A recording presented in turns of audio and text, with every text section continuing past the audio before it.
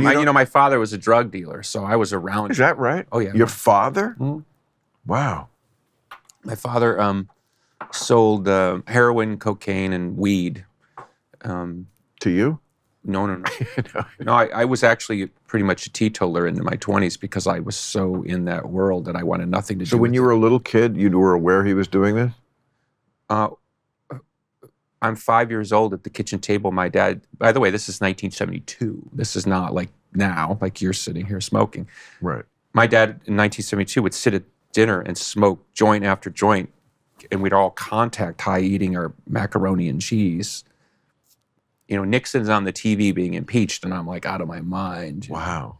So just from the contact? Yeah. And then I don't think he was dealing then. And then later, in order to sustain his habit, he started dealing. So it was not unusual in my house to I don't know, you're looking for something, and you're like, is the thing I'm looking for, I don't know, my hat in this bag?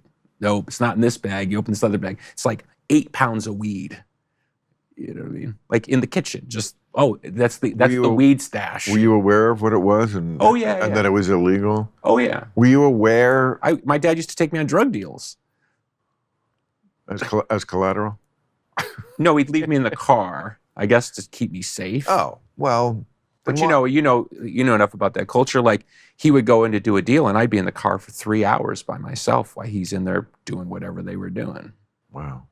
And when you said you were like 5 at the table and getting a contact high, were you aware at that young age the difference between sobriety and being high? No concept. No concept? No. But you said you were high. Well, I know now, but I'm saying I couldn't understand what was happening. All I know is I wanted to eat the entire refrigerator, and so I didn't mind watching Nixon's impeachment or something. You know, and it's like somebody was really interested in Dick Nixon. You know. So it gave you the munchies and all. Yeah. So it did what it does now. And he thought it was funny. My dad was the type of guy who'd blow smoke in the dog's face to get the dog high. He was that guy. Yeah. Well, I've been that guy too. But wow. So there was a litmus test. Are you that? What are you, the blow the weed in the dog's face guy? Not for many years, but I'm not gonna. My dad would do that to us. I'm not gonna lie that I've never blown weed in a dog's face, but the dog was asking for it. I had a dog and cigarette smoke. I smoked at the time. Wow, that's how long ago that was. He just liked smoke. He would come and he would just, if I was smoking, he would lick the smoke. He really liked smoke. Anyway, this is wow. I didn't know this about you but. Do you think it hurts you to be high at that age? I mean, certainly off the top of our heads, we think immediately, oh my God, that's horrible. Maybe it isn't. Would it? It never hurt. Can we entertain the idea that it might not be malign? It didn't hurt me. See? I wouldn't do it to my kids, but it didn't hurt me. Right. But he thought it was funny, so it's kind of a mixed emotion in my mind, So when did you first voluntarily do drugs on your own?